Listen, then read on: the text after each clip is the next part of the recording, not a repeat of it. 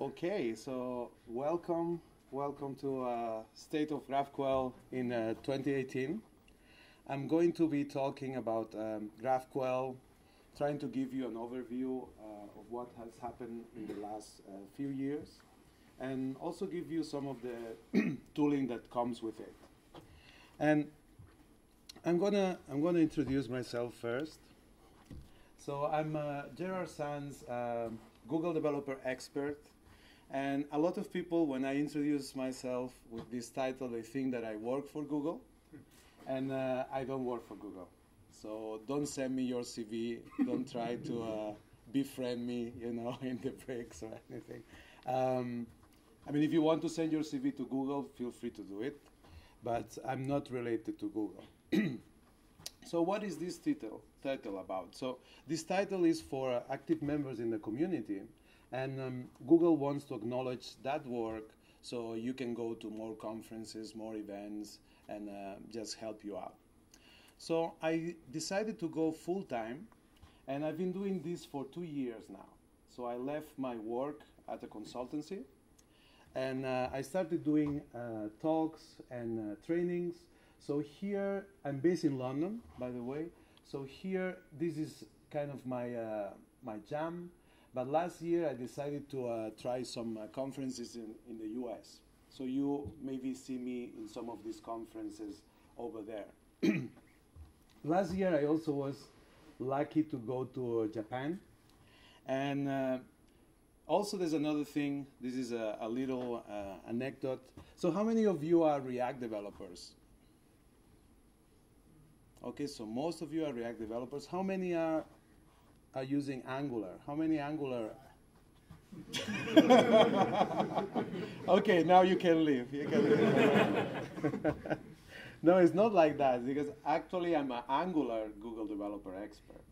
But 2 years ago, I discovered this technology from Facebook, GraphQL, and now I would say that I'm an evangelizer.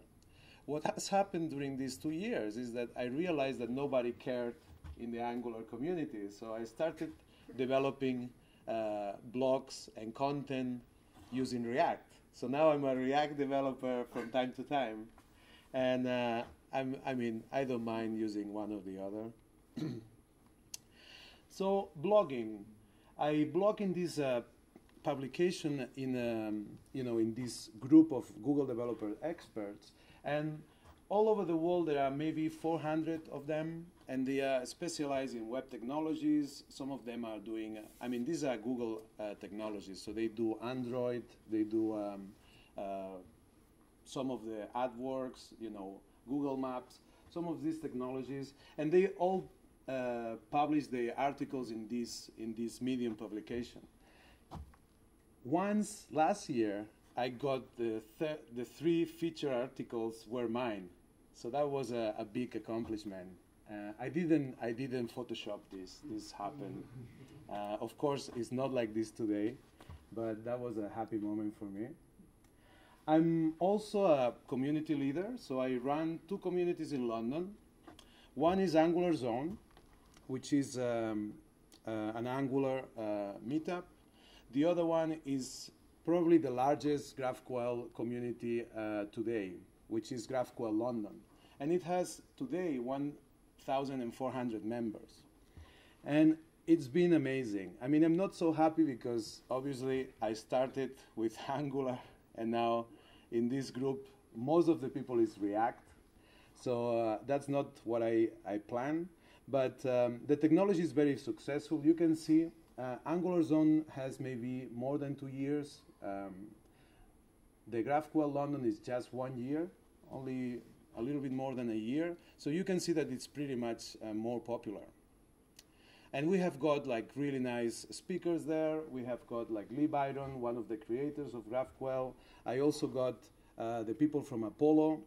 And we will also plan a meetup with the people from Amazon. So it's really successful there in London. I'm also a trainer. And I did recently a full stack GraphQL training. I will be doing the same training in Switzerland and New York. So if you want to join that training, that will be great. Last year, because of all of this speaking, I started doing something else because I was getting bored. So I started doing this Master of Ceremonies, and this is being the host. So I will be opening the conference, doing some silly things with the audience. I mean, I won't try anything of that with you, but maybe we can try the Mexican wave later on. So you can see, this is an Android conference in London. That's 1,400 people. This is Angular Europe. I will be also Master of Ceremonies at React Europe later this year. So you can see, you will see me all over the place. And okay, I don't want to, this is just a side project that I did last year. And it's the first Angular conference happening in a cruise. So this is some project that I did last year for fun. And this already happened last year. So this is a cruise departing from Miami and going around the Bahamas for a week. Yeah, it's not a joke. It happened. You can see here. This is a proper Royal Caribbean cruise, and there were trainings. Everything happened in this awesome boat. And maybe sometime I will do the React cruise. I mean, who knows? Maybe with some of you there. One other side project that I did last year was this React Team flip-flops. And this was with Max Stoiber and Nick Graf. And they were kind to invite me to do a GraphQL talk there. So I was doing a GraphQL using React. And I also practiced some surfing. This is actually in Spain, in Canary Islands, so it's pretty cool. And we also did like a funny picture. Yeah, we almost get Nick Graf killed there. He's really dangerous. So okay, let's see what we have done this week. So this all started on Monday. So I did the first meetup in Bratislava. Then we took a car and went to Brno, starting to do this talk that we are going to repeat today. And then we went to this Radek Kralove, HK, and then and then Prague. So you can see that it's been a journey. I'm improving the talk, so you are getting the best talk. I'm always changing something. So let's start with the timeline. So the timeline is going to start in 2012, and this is a really interesting moment. Facebook is going through the migration from HTML5 to native apps, mobile native apps, and they are struggling to do that migration. And one thing that they found is that REST APIs are not the best technology to approach that problem. And I don't know if you are going through that at your companies, trying to move from web to native apps. And they figured out that they could use a new technology, and that was GraphQL. So GraphQL is a technology that they created to solve that problem. So they created this technology, and maybe you remember at that time, this was how Facebook looked, in the iPhones. And if you were using Facebook in 2012, that native app was using GraphQL already.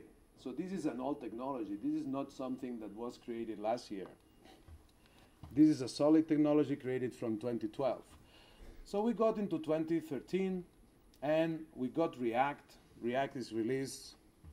Next year, we got React Native, which is probably the most solid solution for native apps still today.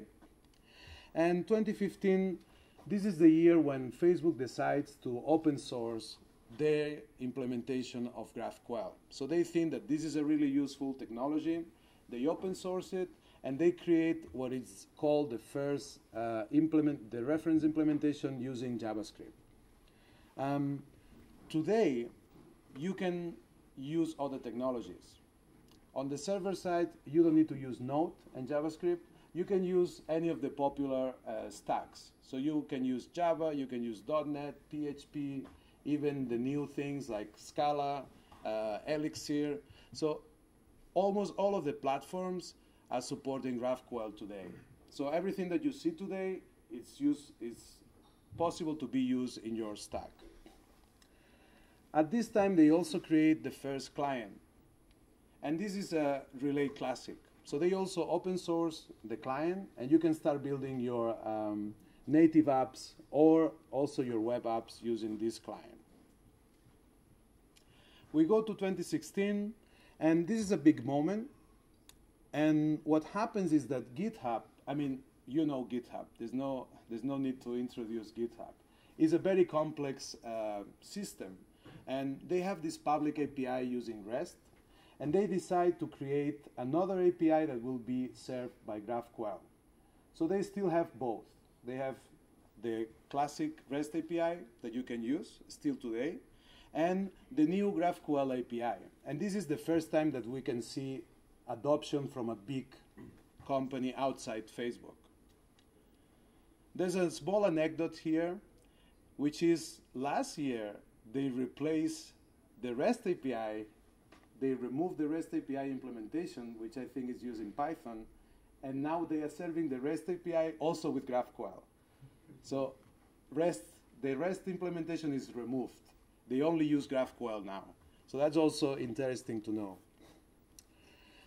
We got the first, so 2016 is a good year because it gets kind of official. We get the first website, that's GraphQL.org. We also get the first conference focused around GraphQL. This is in San Francisco, and it's called GraphQL Summit. Last year was the second year, so that's going well and growing. Last year, 2017, we got another version from Relay, and mainly what they tried to do in this release is to catch up with Apollo Client. And Apollo Client is quite successful, and they decide to change the API so it's a little bit easier to use. So that's kind of the answer to Apollo Client. But Apollo Client, at the same time, or very close to that release, they released version 2. So they are kind of a little bit of ahead of Facebook again. And I would say that at this point, Apollo Client is much more popular than Relay.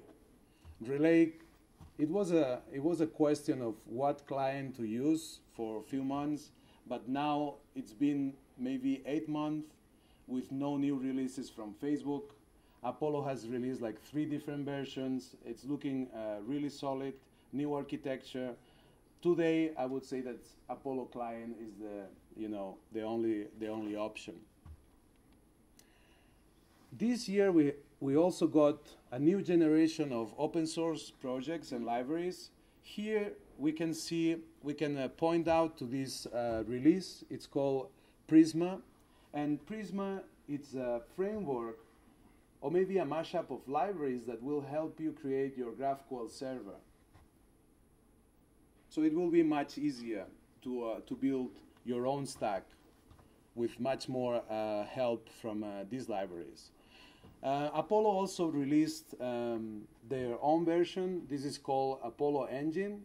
And you can either decide, there are now few providers, so you can decide between few options. You can also try to build it on your own, but you have much more help today. So that's looking, you have much more support today. There's also new release. I'm going to cover this a little bit later. And there are new features that I want to explore a little bit more. So how many of you know or have, let's start with 2 years experience with GraphQL. Okay? Like 1 year? Okay. 6 months?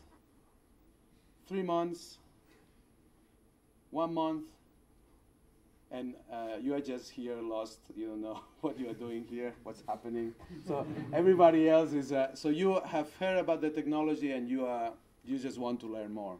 How many of that, so that's a lot of people.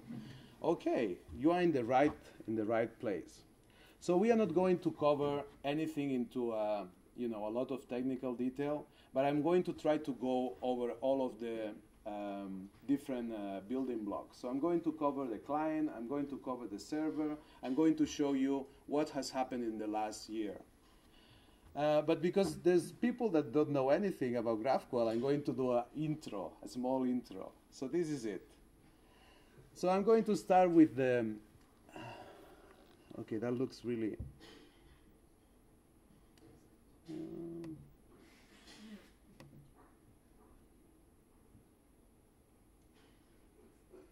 let me just update. It seems I lost connectivity.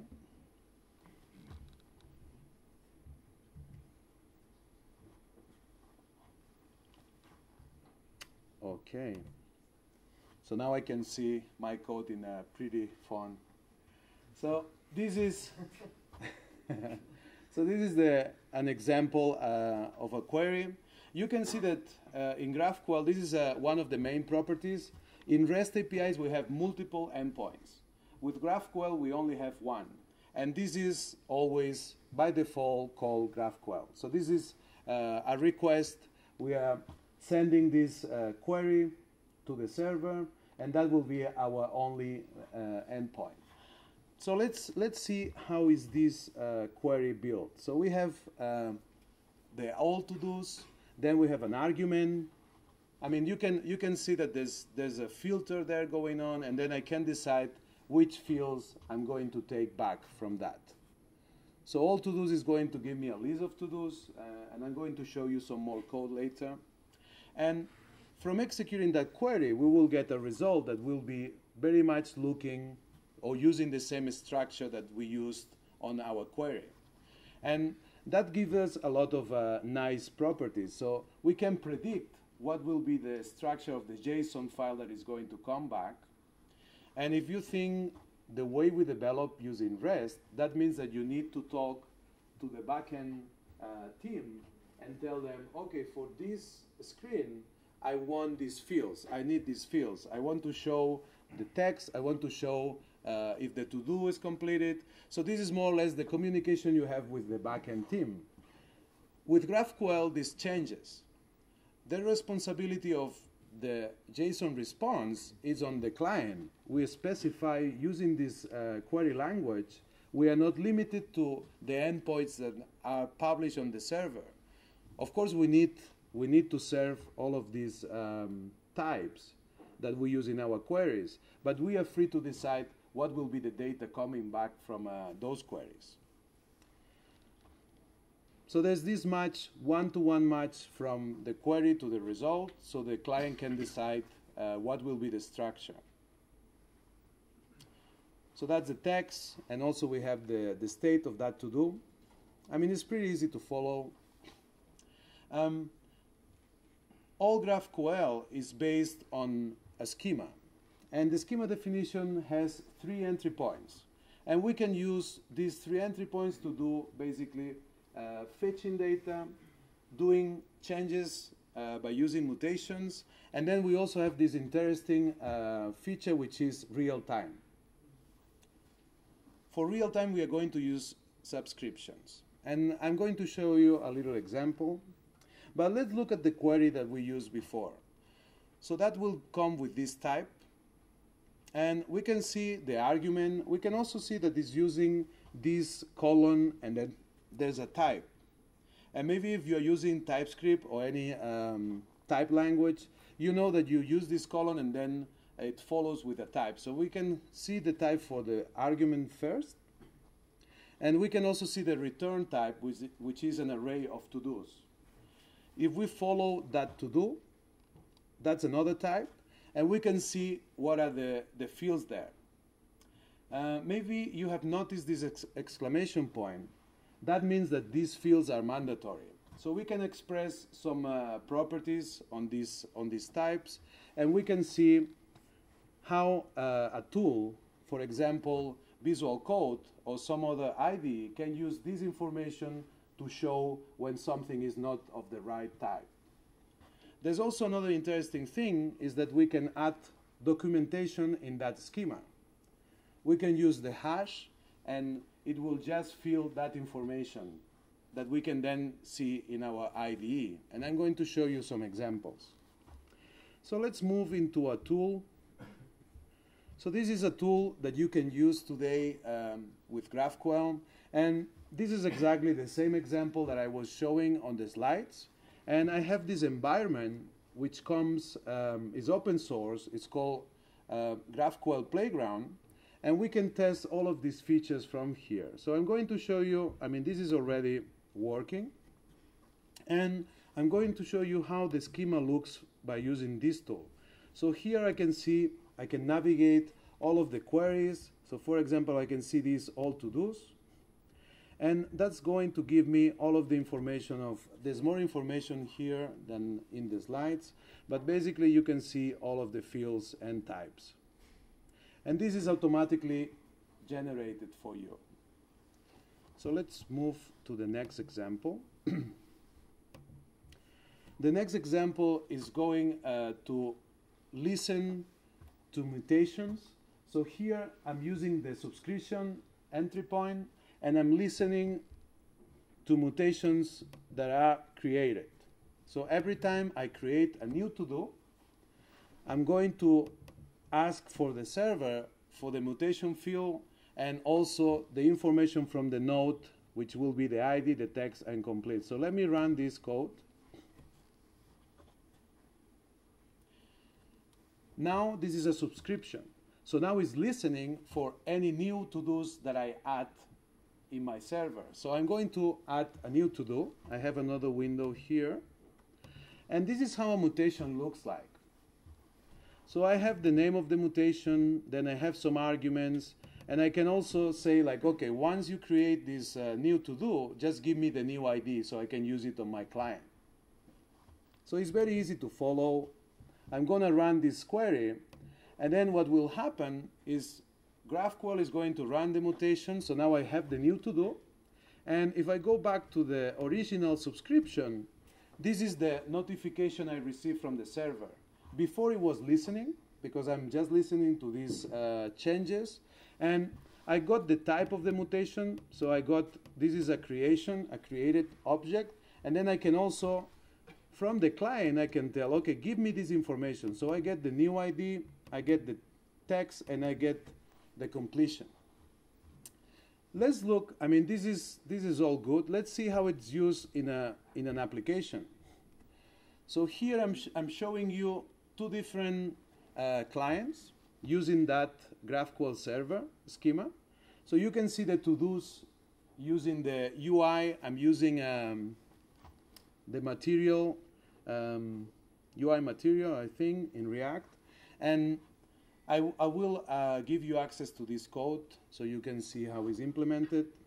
And now I'm running this code in Code Sandbox. And these are two different browsers. So if I use the real-time feature, that means that I can change any property on these to-dos, and it will change immediately and the other clients. So I get real-time like really easy. It took me like a couple of days to build this, and it's using only open source tools. So if you need to implement some real-time features, GraphQL is really the thing to use. Behind the scenes is using WebSockets. So you don't have to build this, yourself. You can use subscriptions from GraphQL. Okay, so this is the little intro. I also have like a small animation, but I changed it for the demo. So let's see how it compares, just to see both side by side. So we have REST on the left, and this is a common architecture. So we have multiple endpoints, and this will give you different features. So you can imagine an application that has a profile page, and maybe that profile page is gathering the information from the user. Maybe it's going and grabbing the information from friends, if it's a social media application. And from those two different endpoints, you probably want to grab some images. And these images will come from Amazon, for example. So this is a simple application. You can see that we have different data sources and we have different endpoints. Of course, this is not very efficient. And when we use a mobile app, that will cause many requests. And we need to do the mashup on the client. I mean, you can imagine a mobile web app is going to the profile screen, and then you need to grab the information from the user. That's one request. Then you get the IDs for the friends. You need to do another request for the endpoint for the users. And then you want to get the images from those users. I mean, obviously it depends how these APIs have been implemented, but usually that's the case. With GraphQL is a different story. We only have one endpoint, and GraphQL is going to split, is going to parse that query that I show you, and is going to implement this by using resolvers. That also creates a different architecture. So now, if you see here, each of these resolvers is specialized in one data source. So when you are using, for example, images from Amazon, any part of the query can use those, and you don't need to share that information with the other, like we did with REST. So that's also creating a nicer backend implementation. Today, there's many companies using GraphQL. I mean, probably last year, people had some doubts if GraphQL was, ready to be implemented, in big scale. Not only, the big players, but now there's also big, middle, and small companies using GraphQL successfully, and that's not the question anymore. The guys from ReactiveMeetups asked me for some catchy, phrase, and I come up with this: GraphQL will be more popular than superhero movies in 2018. I mean, I hope it's popular here. I mean, it's popular everywhere. But yeah, I'm expecting GraphQL to be really popular. Of course, this is my own prediction, but you can see that there's more and more companies adopting the technology, and it's looking really promising. Yeah, some of the reactions after, that phrase. I don't know what you think. I really think that it will be very successful. So let's move into GraphQL clients. And I show you a few of them. So I'm going to start with Relay Modern. So Relay Modern, the latest release was after last summer, and it introduced some improvements. The APIs were a little bit easier to use, but still some of the APIs were very close to Facebook implementation. So you had to learn how Facebook use, for example, pagination, how Facebook use, different abstractions that maybe you don't want to use, or maybe you want to use your own. Today is not so popular. You can still use it, but we haven't seen any release in the last maybe 8 months. So it's not looking so bright. The other option, which is Apollo Client, has released 2 releases since the summer, and just released the last one a couple of weeks ago. So it's looking very good. They changed the architecture. They follow all of the feedback from the community. I would say that's the main option today. There are although some new players, and this is a fun implementation.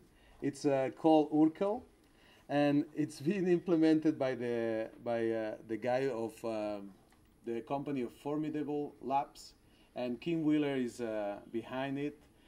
He wanted to show that it could be implemented much easier than the implementation that Apollo Client was using, but then Apollo Client took that feedback and implemented in the next release. So now it's kind of a joke, but maybe they will keep introducing cool features. I mean, it looks cool on the picture. So some tools that you can use, and this is like some of the tooling that, for example, if you use REST APIs, don't be available to you. So for example, we have this GraphQL Voyager, and when you have a very large schema, this tool will be really useful. So you can go navigate your different types, navigate the relationships, and it will show you the types. You will be able to see how is the architecture. You can also use this with any GraphQL schema. You can integrate to your solution so your developers have access to this tool, and it's open source as well. We have seen this tool on the small demo that I did before. This is available online and also as a standalone, so you can use it on Windows systems, on Mac, and also Linux. And it supports some nice features. The original implementation of this tool was called GraphQL, but now it's obsolete. This GraphQL playground, it adds you multi-server. Every tab can use a different GraphQL endpoint, so you can use it, for development. It can help you testing different GraphQL endpoints. It has nice features like Prettify. It gives you the history of all your queries. If you have some authentication layers, you can change the HTTP headers, so you can add this information by using the tool. It also adds tracing, and this is very interesting. It will tell you how long it took to execute the query on the server, and what was the how it's called, the size of the request and the response, how much bandwidth it took. So it gives you a lot of information. And we also can use it on the desktop. So that's pretty cool. We also got, like a couple of weeks ago, we got a new version of the developer tools from Apollo, and this will work either on Chrome or Firefox, so you can run a similar environment on your browser. So what's on this new version? Well, we have a new architecture. Some people complain about the stability and performance on the original release, so they have fixed some of these errors. There's also changes pointing to the latest release of Apollo Client. So we have support for Apollo Link, and also the new project replacing Redux that is called Apollo Link State. And this is quite ambitious concept. So they want to replace Redux by using GraphQL on the client. So you can use queries, you can use mutations on the client to change the state. And I'm not sure how many people in the Redux community will adopt this way, because there's, of course, everybody's used to use Redux. So moving from Redux to another provider on the client, it can be, it can take a little bit of time, but we will see if it succeeds or not. It also now supports subscriptions, so you can also see real-time working on these dev tools. More or less what I show you in the GraphQL Playground, you can also run it on your browser. And maybe the best feature of all is this Dracula theme, what I call, the night theme. If you want to look like a real hacker, this is, the setup. You will impress, your coworkers. I mean, I don't know what you do here. I mean, I think it's close to you. Okay. So what's new in Apollo? I'm going to cover some of these new features in Apollo because they are like pretty recent in time. So we got this Apollo Boost, and Apollo Boost will help to do all of the configuration in just a couple of lines. So we have this import, and this is the new way. So if you have been using GraphQL and you haven't checked the changes in the last few weeks, you probably have missed this. So this is the new way of doing it. You can import this Apollo Boost, and that's the only configuration you need to add. Of course, the configuration follows with these high-order components. So this is wrapping your application and giving access to this client as a prop. So you will, from this component tree that starts with this app component, you will be able to access to the client by using props.client. So how it was before? I mean, before this latest release, we got this configuration which was showing some more internal implementation details. So we can see the new HTTP link and the in-memory cache. So then the setup was a little bit more difficult for new for people starting using GraphQL. You can still use this setup, but with Apollo Boost is much easier. So now I'm going to cover the latest release. This is Apollo 2.1, and it's following the new trends in React. Probably if you have been following the React ecosystem, you have seen these new components which are called the render props. And now we have this implementing query, mutation, and subscription. And what you will see is that before we will implement this in 2 steps. We will use high-order components to build the GraphQL features. Then we will add some properties that we can use in our render function. Now with these render props, we can do both things in one step. And maybe the code is a little bit easier to follow. So let's see this with examples. So this is the old way. And maybe you are familiar with this code. So we have the query at the top. Then we have this GraphQL high-order function that's going to add new properties to the component that we are going to pass as the argument. And we will create the properties that will be loading, has errors, and to-dos. And we are going to use the argument that comes from the result of the query. That's coming in the data. So I'm going to read these properties and then set the properties on that component that I'm extending. The way we do that is by passing the application component to this high-order function. And this is a common approach. Then when I'm using the render function in my app component, I can access these new properties that I added by using this GraphQL high-order function. And then I can use this, for example, to show spinner. If there are some errors, I can display the errors. Or if I get the data from the to-dos, I can just go ahead and render the to-dos in different components. So there's nothing new there in this code. This is kind of the old ways before Apollo 2.1. By using render props, that changes a little bit. So you can see that the code is slightly different, but we got less boilerplate. So now I have the render prop component using query. I'm passing the query as a property on this component, and now I'm getting all these fields by the first argument on this render function.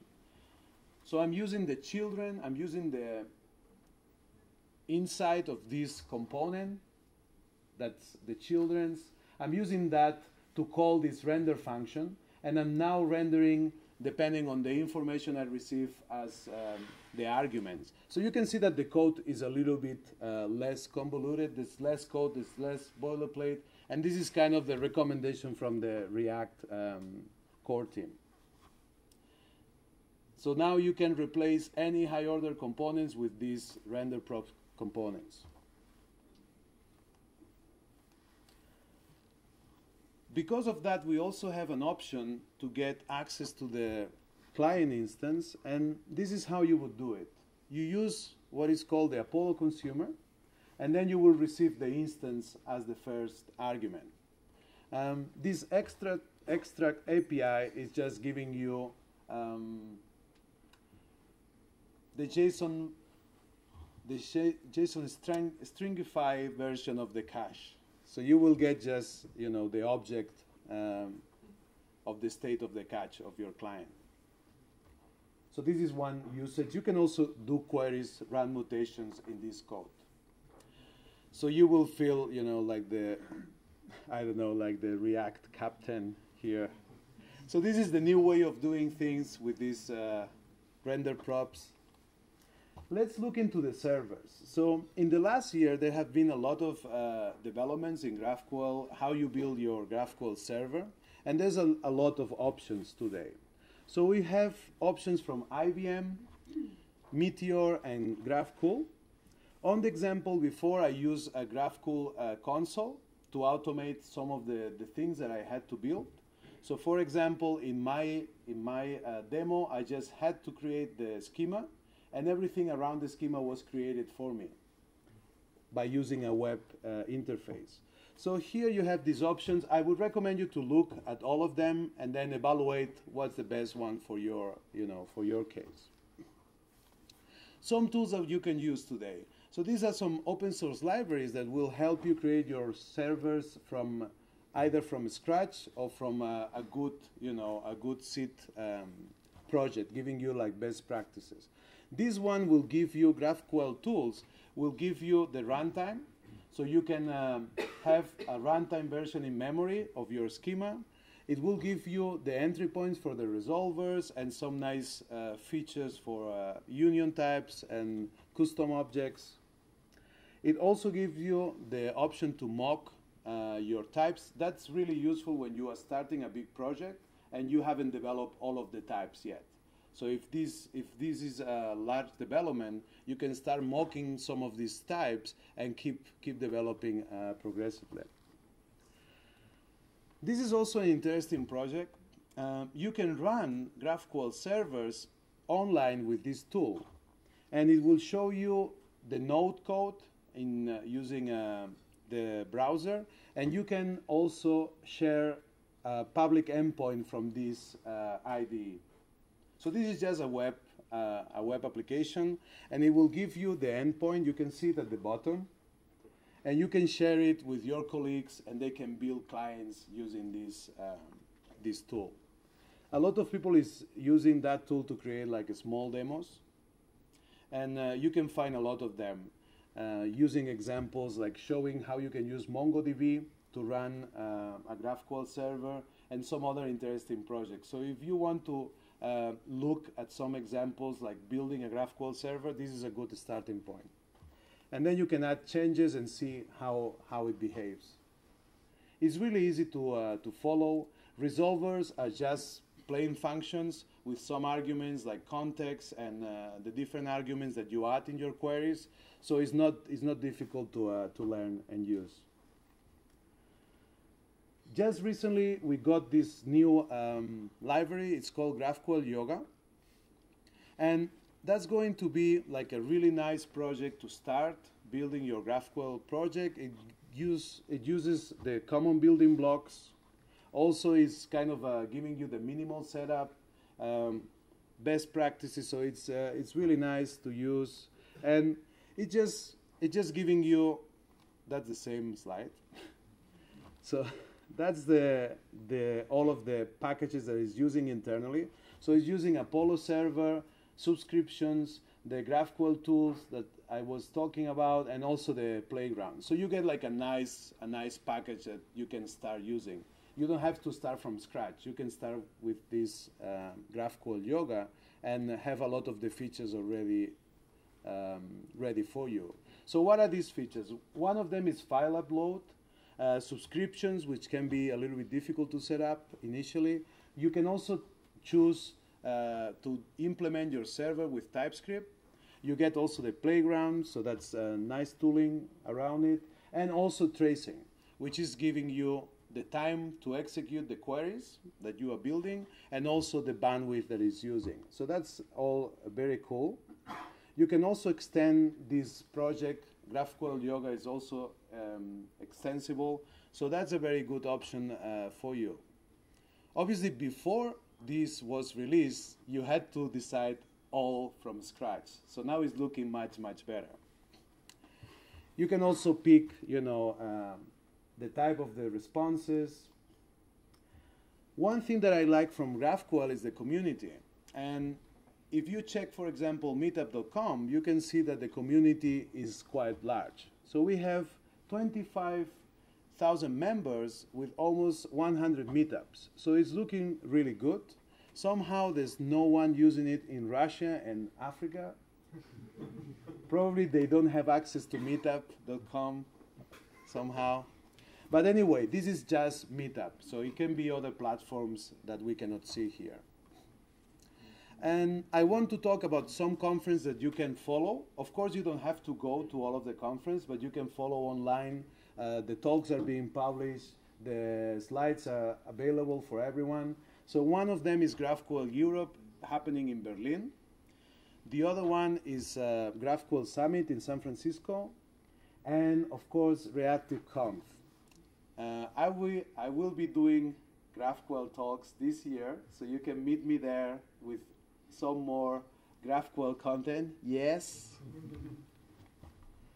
If you want more, I'm going to give you a few people that you can follow, and these are people that are releasing tutorials. They are releasing, of course, the top people is the Apollo team, then the bottom people is the GraphQL based in Berlin, and they are creating a lot of nice content, and these are the people I recommend you to follow to be up to date in this area. Okay, so that's all I wanted to say. Thank you for listening, and I have this slide for you to ask me questions now. So thank you. I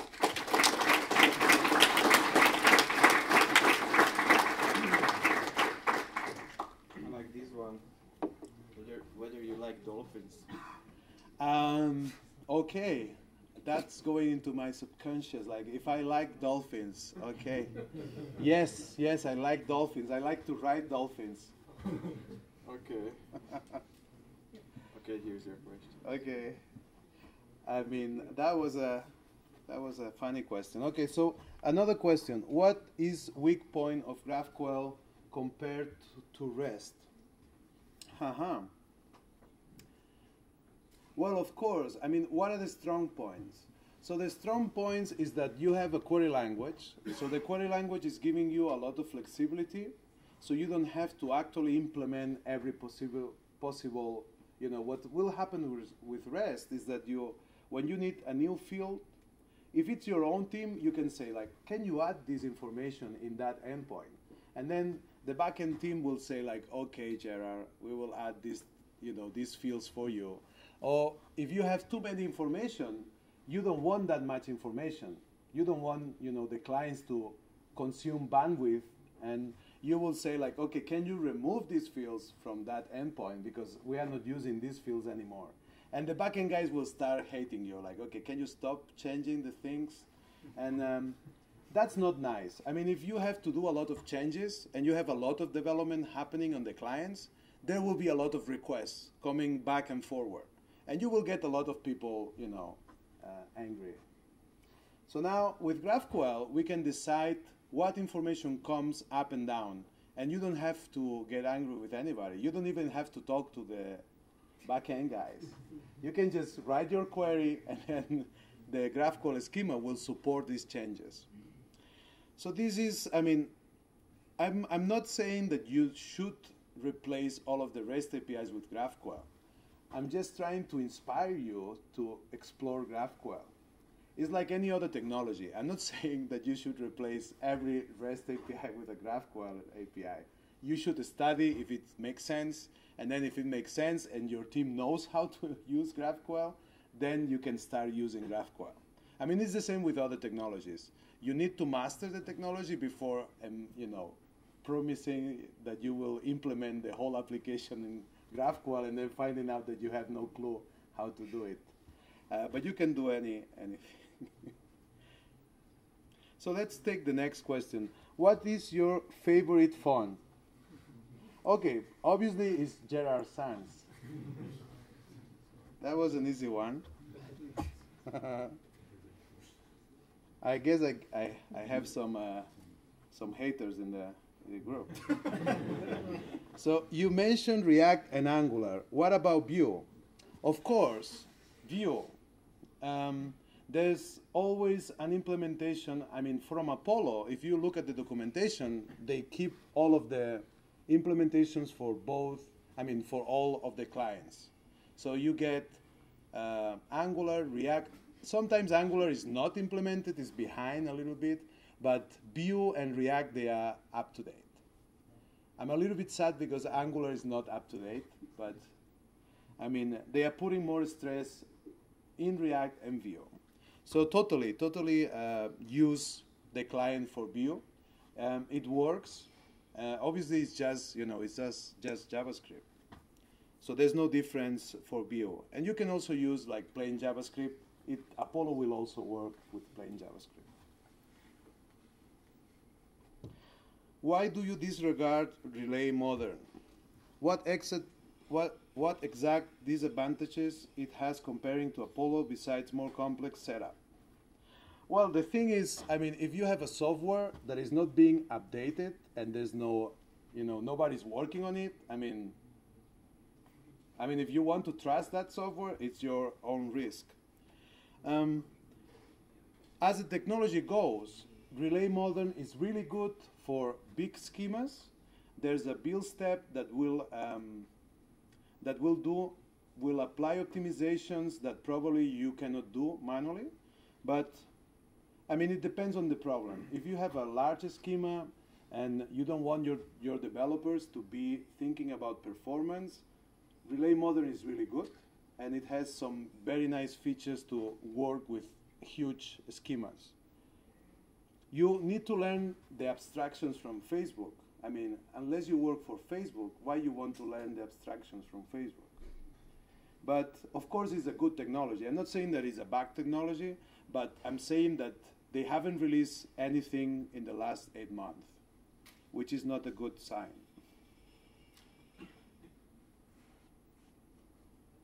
So yeah, I think I covered that as well.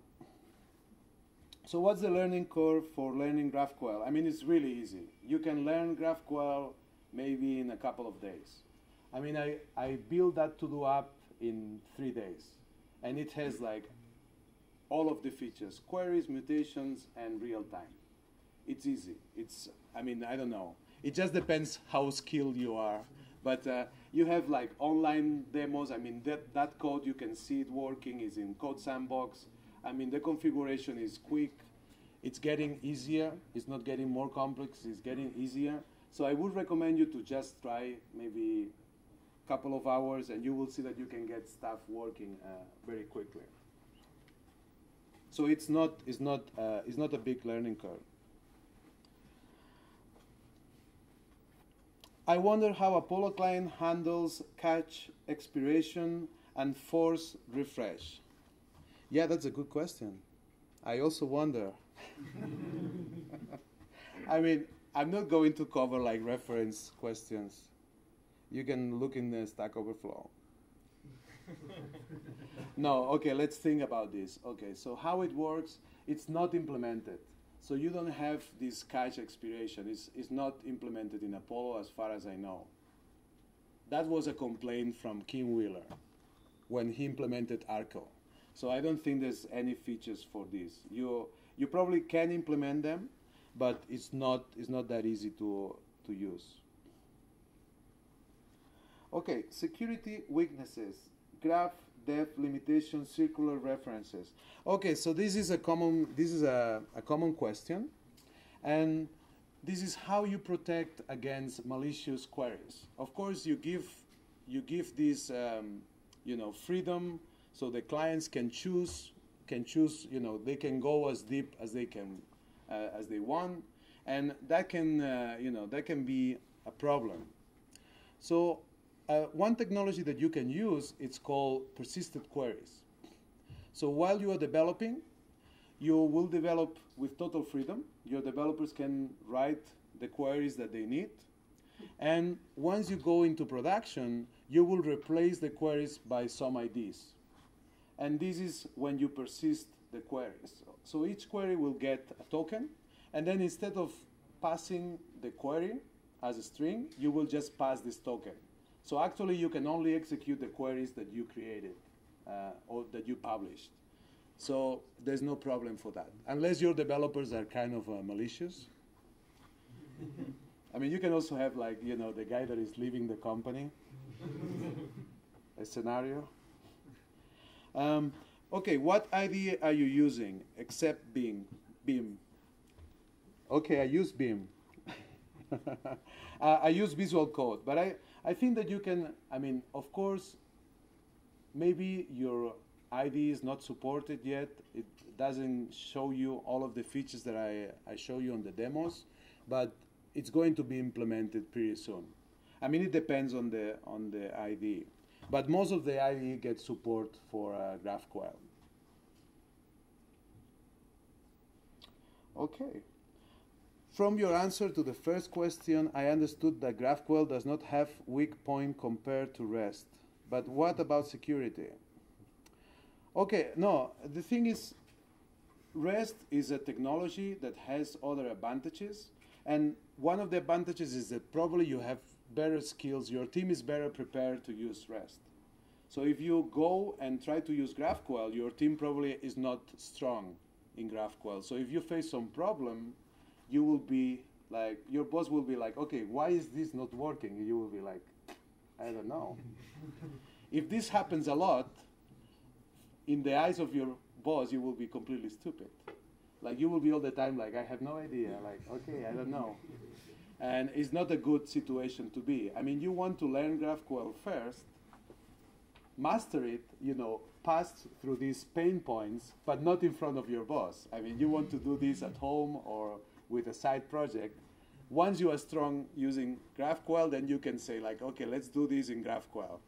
But don't do it too soon, because then you will be a lot of like times like, okay, I don't know. Even if you solve it very quick, the first impression will stay. What else? I get a lot of questions, my God. Okay, stop the questions. Yeah. So what about security? So security is approached in the same way that you do web. So there are different ways of approaching security. One way is using, for example, initial call to get a context token, you know, a security token or a session token. Then you will use that token in the consequent calls. I mean, this is a very common approach. Another approach is to change the problem to the transport layer. So you will not put it on the application. You won't implement security in the application layer. You will just secure the GraphQL access behind separate transport protocol. So you will not care about that problem because it's solved before. There's no standard implementation of, for example, fine-grained access list. For example, if you want to give a specific permissions to a specific operations, you have to implement it on your own.